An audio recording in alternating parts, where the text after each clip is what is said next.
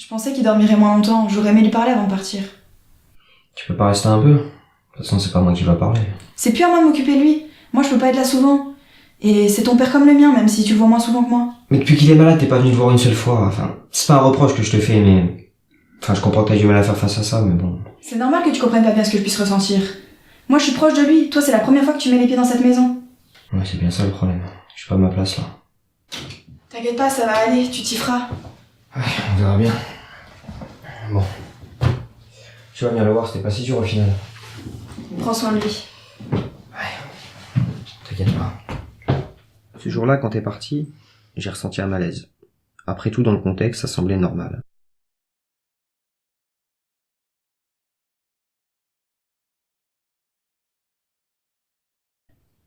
Mais le soir, j'arrivais pas à trouver le sommeil.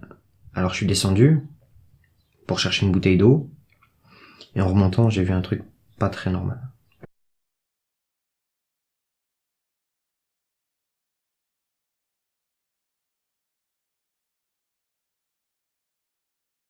Et t'es monté voir? J'ai fermé la porte à clé de l'extérieur, mais je l'ai prise avec moi.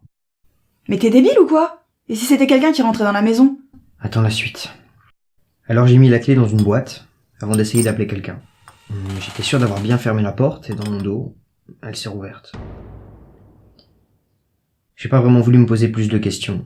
Alors j'ai refermé la porte, et je suis parti me coucher. Bizarrement, j'ai réussi à m'endormir.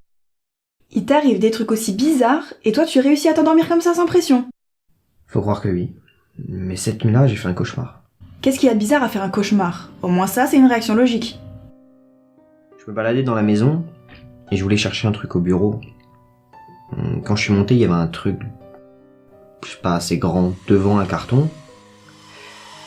Et il y avait un truc qui brûlait à l'intérieur du carton. Le carton des affaires de papa? Oui, celui-là. Alors quand je me suis réveillé, je suis monté voir. J'ai trouvé ça.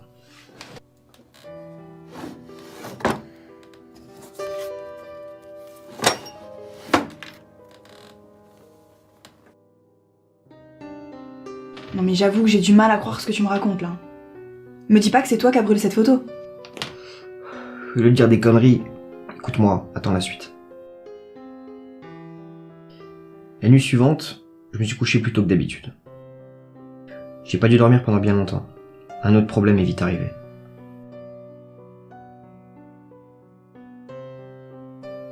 J'ai senti comme une odeur de brûlé, et je te laisse deviner de quelle pièce ça pouvait venir.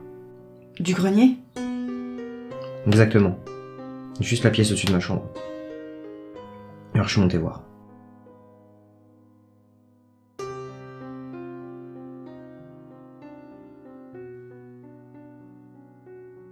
Ta peluche, celle que papa t'avait offerte.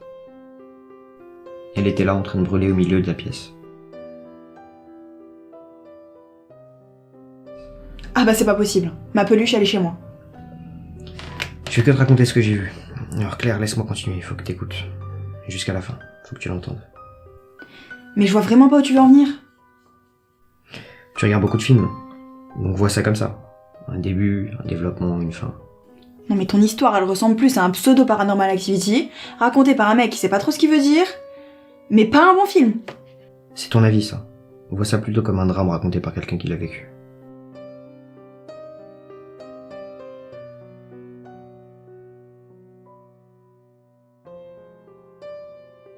La même nuit, le compteur électrique a sauté. Alors je suis parti pour le rallumer, mais le courant revenait pas. On va savoir pourquoi. Dans la maison, j'ai senti comme une présence. J'avais l'impression de passer à côté de quelque chose. Ça me rappelle une histoire qu'on m'a racontée. Je le sens pas très bien. Le lendemain, en allant dans sa chambre, j'ai vu mon chapelet accroché sur la porte. J'ai vite compris qu'il était plus autour de mon cou. T'es en train de me dire que c'est la même chose qui s'est passée avec notre petit frère il y a 6 ans? La même chose, ouais. Alors en ouvrant la porte, j'ai vite compris. Claire, papa est mort.